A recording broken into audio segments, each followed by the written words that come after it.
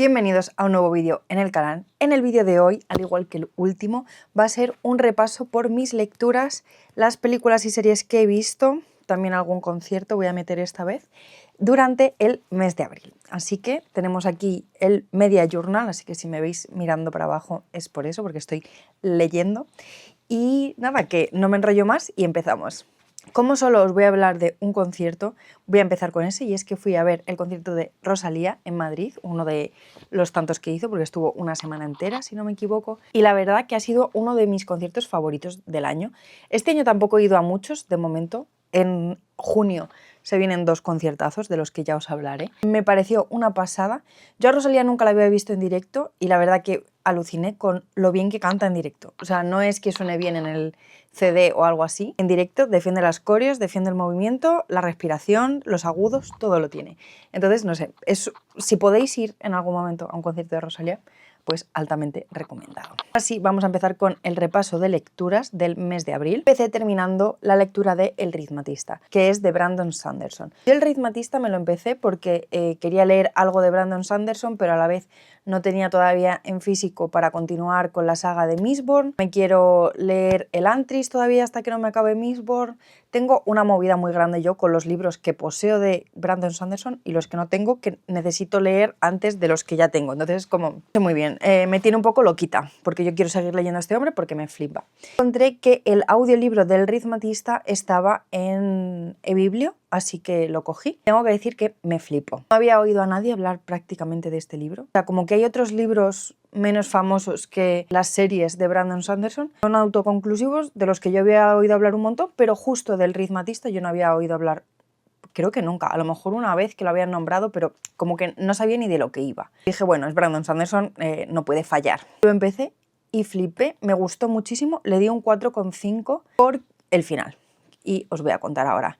El ritmatista tiene como protagonista a un chavalín que estudiar magia, pero él está como en una universidad de magia. No puede porque él no pasó como una prueba que se les hace a principio de curso cuando entran en esta escuela. Hizo el examen como más tarde, entonces no se lo hicieron como completo. Entonces, bueno, él no puede estudiar magia, simplemente pues estudia como cosas relacionadas con la magia, pero no propiamente la magia. Tiene unas vibes muy fuertes de Harry Potter y Atelier of a Witch Hat, que de Atelier of a Witch Hat también os voy a hablar, no preocuparse, un segundito. Que son dos de mis cosas favoritas del mundo ahora mismo, a nivel fantasía y mundos y magia. Me dio Brandon Sanderson donde más me duele, porque junto a eso, el momento escuela de magia, amiguitos que se hacen y dinámicas que hay entre ellos, un villano que empieza a hacer que desaparezcan estudiantes de la academia, un poco el rollo del basilisco de Harry Potter, y de Atelier of a Witch Hat tiene el sistema de magia. No sé si habéis visto Atelier of a Witch Hat. Lo guay es que el sistema de magia consiste en dibujar cosas. Y en el ritmatista consiste en dibujar cosas con una tiza concreta. Hay unas tizas especiales que generan magia. Además, el universo en el que tiene lugar el ritmatista es como si fuera la Tierra, porque están más o menos los mismos continentes y los mismos países que tenemos en la actualidad. Lo que pasa que hubo una colonización por parte de Asia, más concretamente, siento, por parte de Corea, hacia el resto del mundo, y hay como una remezcla de culturas, rollo comen espaguetis con kimchi y con palillos, por ejemplo. Y eso lo llaman cocina italiana, ¿vale? Se tiene como estas cositas que es que, o sea, es un libro que Brandon Sanderson no lo sabía, pero lo estaba haciendo para mí. Entonces, problemática de este libro. Era el primer libro de una serie que no ha continuado. No sé si habéis visto alguna vez a Brandon Sanderson hablando, pero él cuando empezó decidió que iba a hacer un montón de primeras partes, por así decirlo, que fueran semi-autoconclusivas, pero de las que pudiera sacar series, porque normalmente cuando una editorial decide publicarte un libro, no decide publicarte una serie, decide publicarte ese libro, y si ese libro funciona, pues ya seguirán, si quieres, con una serie. Entonces él hizo muchas primeras partes. Elantris es una primera parte, Mistborn la primera es primera parte pero es semi-autoconclusiva, el ritmatista también es primera parte pero puede ser semi-autoconclusiva, cosas así, ¿no? ¿Qué pasó? Pues que al final de este libro, el final literalmente es, este libro continúa en el ritmatista 2. Ese libro no existe y yo no he visto en ningún momento que Brandon Sanderson haya hablado de continuar con él. y me da muchísima pena porque es literalmente mi tipo de fantasía. O sea, es que lo estaba disfrutando tantísimo y os lo recomiendo un montón. Aunque no tenga segunda parte, lo recomiendo muchísimo, muchísimo, muchísimo porque me parece muy guay. Es más infantil, no tiene tanta complejidad como otros libros de este autor, pero es que siento que lo tiene todo. Es que a mí me dieron donde más me duele y me encantó este libro. Me leí Actos Humanos, que es uno de los libros de Han Kang. Creo que es el que hizo que ganase el Nobel de literatura, creo, si no me equivoco. He dado 5 estrellas, ya os lo digo, pero advertencias. Es una lectura un poco durita porque hay violencia explícita, hay escenas un poco de abusos, de maltratos, de cosas muy chungas que sucedieron durante el levantamiento de Gwaju. El hecho en el que se engloba toda la narración sí que sucedió. Los personajes de los que se habla son ficcionados. Está basado un poco en cosas que Han Kang fue averiguando, pero como que nadie es realmente una persona real que existiese. O sea, no es, es ficción histórica, pero bastante pegada a lo que sucede en la realidad, y creo que eso es lo que hace más dura esta lectura. Está como segmentada, o sea, como que cada capítulo está narrado desde un punto de vista de un personaje distinto, vas cambiando los personajes, incluso las formas de hablar cambian un poco de unos a otros, pero están todas interconectadas. Yo tengo que decir que al principio no me enteré de que estaban interconectadas. Ya hacia mitad del libro empecé a decir, espérate, esta gente a mí me suena de otra cosa que habías contado antes, que otro fulanito me había contado de otra persona. Ya después me empecé a hacer como un mapita de personajes y de las relaciones que había entre ellos, y la verdad que al final ha sido una lectura dura, como os digo, pero que me ha gustado muchísimo y me ha parecido como súper interesante. Una cosa que sucede en este libro que no estoy acostumbrada a leer es que las narraciones son en segunda persona, o sea, te hablan a ti. O sea, no hablan ni de yo ni de un tercero, sino que te hablan a ti, lector. Pero llega un momento en el que tiene sentido que le estén hablando como, sí, porque tú viniste y fuiste y fuimos y hicimos y vimos y no sé qué. Como que todo eso, luego al final siento que tiene como que se le puede dar una interpretación a esto, pero no, tampoco quiero como hacer mucho más spoiler de este libro, pero bueno, que está chulísimo, a mí me gustó mucho, repito, es bastante durito. Y ahora de Han Kang, habiéndome leído este, me he leído mis 2 titanes del año, así que uno de mis propósitos lectores de este año ya está cumplido. Si queréis saber cuáles son los otros propósitos lectores, os los dejo en la i para que los podáis ir a ver. Y de Han Kang creo que ahora mismo hay publicado Imposible decir adiós y uno de poemas. Probablemente me lea alguno de los 2 este año, porque me quiero leer todo lo que hay de Han Kang publicado. Luego, para continuar, leí Reliquia de Paul Walsh. No me encantó este libro, le he dado 2 estrellas, porque el libro narra una serie de pensamientos que tiene el autor del libro hacia su padre, que se quitó la vida cuando él era pequeño, sin dejar ninguna carta de despedida. Este es como el punto de partida del libro. Mi problema con este libro ha sido que no era ni una ficción novelada, aunque no fuese ficción, del autor en el que te cuenta pues, su experiencia como tal y cómo ha sido luego vivir con esa cosa, que era una de las opciones que yo pensaba que iba a ser, en plan de cómo es vivir sabiendo que pasó esto. Pero tampoco, o sea, como que también empieza a hacer como una especie de intento de análisis de la figura del escritor atormentado que termina quitándose la vida, poniendo muchas citas de otros autores, o sea, de otros escritores famosos que se quitaron la vida y dejaron una carta de despedida o qué fue lo que dejaron y cosas así. Y me dio rabia porque sentía que era una cosa como interesante sobre la que reflexionar, pero a la vez como que no hace ni el trabajo de reflexión sobre cómo es la figura de este escritor atormentado, ni tampoco cuenta una vida con un peso que llevas encima. Entonces como que siento que se quedó entre uno y otro, no llegaba a ser ninguno de los dos, no me terminó de convencer. La narración es muy bonita, está muy bonito escrito, pero siento que el hecho de que esté bonito escrito no significa que sea mejor libro por eso. Como que siento que le falta pulir o le falta algo, no sé el qué, pero como que me dejó un poco que no llegué a entender qué era lo que me quería transmitir con el libro. No sabía si era la reflexión sobre lo uno o el cómo a él le hubiera gustado. ¿Sabes? Es como que está ahí en medio y no me convenció. Otro libro que me he leído ha sido el volumen 8 de Atelier of a Witch Hat, porque estoy viéndome el anime. Ya os hablaré del anime cuando se acabe y os cuente que me lo he visto.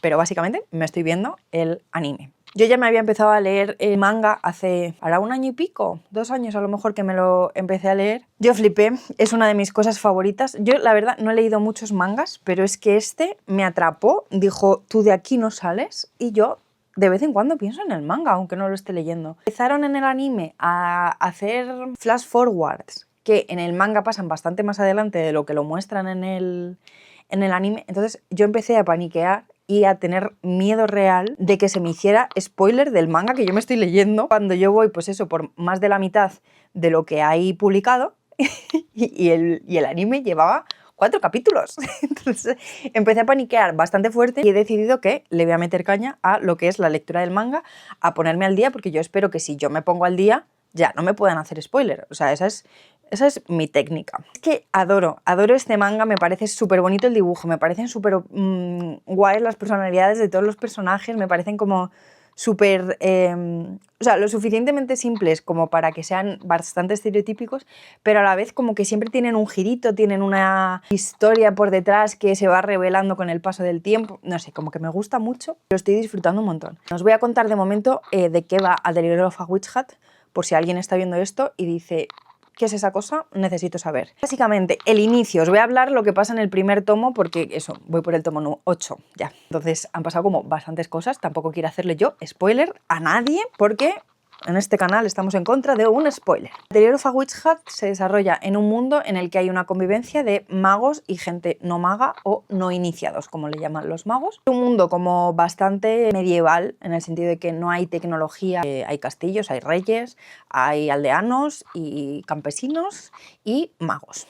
La historia va sobre una niña que se llama Coco. Ella es una no iniciada y vive junto con su madre en una tienda de telas. Coco, que está loca por aprender magia, le encantaría ser maga, es su vida entera poder ser maga. En principio no podría pasar porque ella no es perteneciente a una familia de brujos. Y entonces Coco tiene un libro que hace muchos años, cuando ella era pequeña, le dio a alguien en un mercado que le dijo, ay, mira, este libro de magia, tal, no sé qué. Que esto tendrá como una relevancia después en la historia de Coco. Entonces, la historia de A Diary of a Witch Hat es esta niña en el atelier de este mago, junto con otras 3 alumnas de este mago, pues viviendo diversas aventuras. Bastante, o sea, es un manga que es increíble. O sea, les pasa todo el rato cosas. O sea, siento que no hay relleno en ningún momento. Todos los personajes les van pasando cosas, va avanzando la trama, se va volviendo a veces un poquito más oscura. Estoy living con este manga y pues ya os hablaré del anime cuando acabe la primera temporada. El último libro que he leído en abril ha sido Alchemist, que wow, qué viaje de libro. He estado como 2 meses y medio leyéndolo junto con una amiga. Al final le he dado una puntuación de 3,75, que siento que está guay, pero tengo como muchas cosas que decir sobre este libro. Al que no lo sepa, Alchemist viene de un fanfic que se llamaba Manaclet, que era un fanfic Dramión, básicamente, de Draco Malfoy y Hermione Granger de Harry Potter, pues juntos, ¿no? Como de un poco de romantasy. Fue muy popular en la red social en la que salió y entonces se decidió hacer el libro. ¿Qué pasa? Que por derechos de autor pues no se pueden llamar ni de esa forma, ese universo que pertenece a otra persona. Entonces se cambió absolutamente todo. Muchas cosas que yo tengo en contra de este libro, porque siento que se enrolla en algunas partes, que crea un lore demasiado complicado para lo que se necesita realmente, o sea, para la complejidad real que tiene el libro. Hay partes que se hacen repetitivas y no avanza la trama y es como, pero por favor podemos hacer algo. Que esto tiene que ver con que o sea, esto lo he aprendido después. Os voy a dejar abajo un vídeo. Estoy bastante de acuerdo con todo lo que dice la chiquita, no me acuerdo cómo se llamaba el canal, pero os lo voy a dejar abajo y aquí lo estaré poniendo escrito porque me gustó mucho como todo lo que contaba la chica. Había cosas que yo no sabía porque tampoco estoy yo como muy metida ni en el mundo de los fanfics ni en los Dramión en general. Entonces os dejo el vídeo que me vi porque la verdad que bastante de las cosas que opino pues las dijo ella tal cual. Pero eso, como que siento que se enreda mucho en un lore que no es necesario tanto para lo que es la historia en sí del libro, pero siento que está bastante bien escrito y que los personajes, bueno, a veces los odias, a veces los quieres. Y yo creo que la puntuación de este libro se la he puesto realmente por lo enganchada que he estado y lo que ha sido la experiencia de leerlo junto con una amiga y irlo comentando semana a semana, y que me ha gustado bastante, o sea, me ha gustado bastante, jamás lo volvería a releer y no me lo compraría en físico, porque lo leí en digital y no me lo compraría en físico. O sea, es un libro que es demasiado para lo que es realmente. Le sobran 200 páginas mínimo. Hay mucha violencia explícita, a mí eso no me encanta. Hay un poco de dark romance, que a mí el dark romance es que no... Yo no sabía que tenía esto dark romance, sabía que era dark fantasy, pero no es lo mismo dark fantasy que dark romance. Se justifican cosas que no deberían justificarse, no sé, como que no me encantó, ¿sabes? Pero pues le he dado una nota bastante alta porque disfruté el hecho de leerlo. Os voy a hablar de las películas y luego os hablo de las series que he visto durante este mes. La primera película que vi fue la adaptación de Cumbres Borrascosas, la última que ha habido. Yo me leí Cumbres Borrascosas hará un año y algo. Ya había visto como muchas críticas sobre esta película, se ha hablado muchísimo, se le ha dado 700.000 vueltas, y creo que lo peor de esta película es cómo se trata al personaje de Heathcliff. Primero, que no sea alguien racializado dentro de su contexto. Creo que ese es como el fallo más gordo que tiene, porque es sobre lo que gira la historia. Si eso lo quitas, no tiene sentido porque el personaje siente tanto odio por la gente de su alrededor. Ahí ya has perdido el norte. Y luego me rayó muchísimo, que esto lo había visto, pero pensaba que no iba a ser tan heavy, que hay veces, o sea, como que tienen una forma de hablar los personajes como muy moderna, por así decirlo, muy actual, y de repente te sueltan un speech tal cual del libro. Entonces como que no tiene sentido, en plan de, o sea, elige lo que quieras, pero elige. Creo que lo único bueno que tiene esta película es como la teatralidad de los entornos y como el uso de los colores a lo largo de toda la película.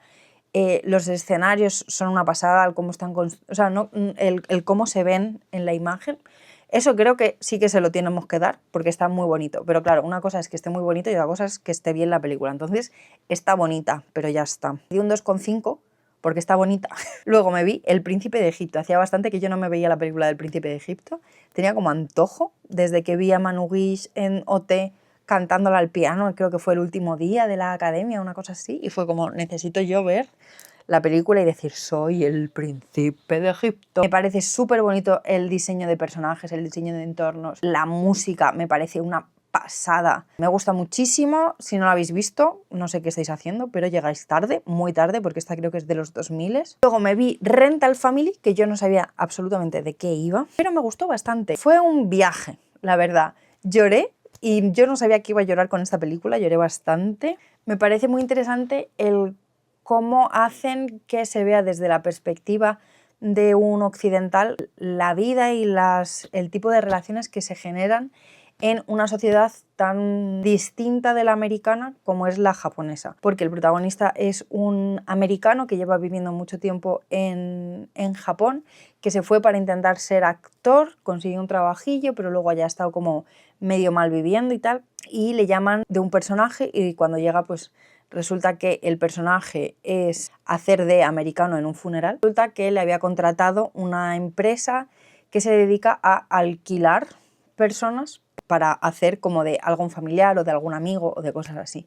Entonces como que le ofrecen más papeles que son estos, pues, y la verdad que me pareció muy bonita y la recomiendo bastante. Y luego me he visto la película de Campanilla, Campanilla y el tesoro perdido, Campanilla y el gran rescate, que estas tres ya las había visto, me gustan un montón. Las películas de Campanilla son como de mis cosas favoritas de Disney, pero me vi todas estas tres porque yo la que quería ver era Campanilla y el secreto de las hadas, porque me quería leer Alas de Estrella, que me lo he leído pero me lo acabo en mayo, así que de ese ya os hablaré más adelante. Yo no me había visto Campanilla y el secreto de las hadas porque yo ya era mayor cuando salió esta película, entonces no llegué a verla, vi las anteriores. Entonces me vi todas estas cuatro. Campanilla siempre es bien, Campanilla siempre va a ser un acierto, pero es que Campanilla y el secreto de las hadas me gustó mucho porque creo que sale como un par de años o un año y medio antes de que salga Frozen. Y sinceramente siento que Campanilla andó para que Frozen pudiera correr.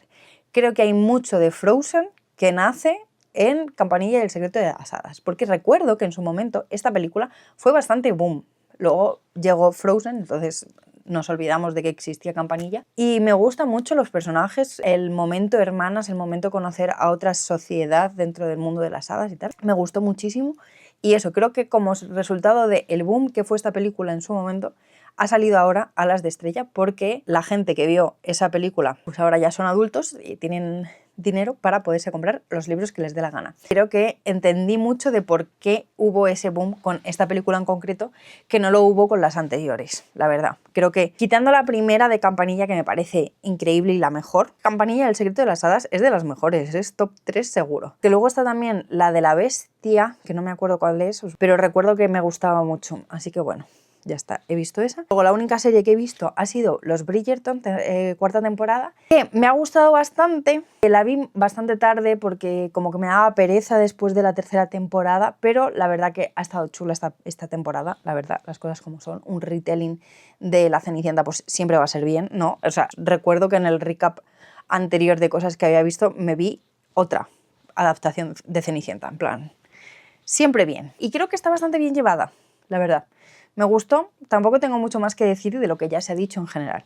Así que, bueno, está chulo. Después de esta temporada me han dado más ganas de seguir viendo los Bridgerton, así que pues me veré la próxima temporada. Y nada más, esto ha sido todo lo que he visto durante este último mes. Espero que os haya gustado. Si es así, no os olvidéis de darle a like, suscribiros al canal si queréis ver más vídeos y darle a la campanita si queréis que YouTube os avise cada vez que haya nuevo vídeo. No os olvidéis de compartir también este vídeo con gente a la que le pueda interesar lo que yo he dicho en este vídeo. Si habéis visto, leído o lo que sea, o tenéis alguna recomendación en general, dejádmelo en comentarios porque una recomendación siempre va bien.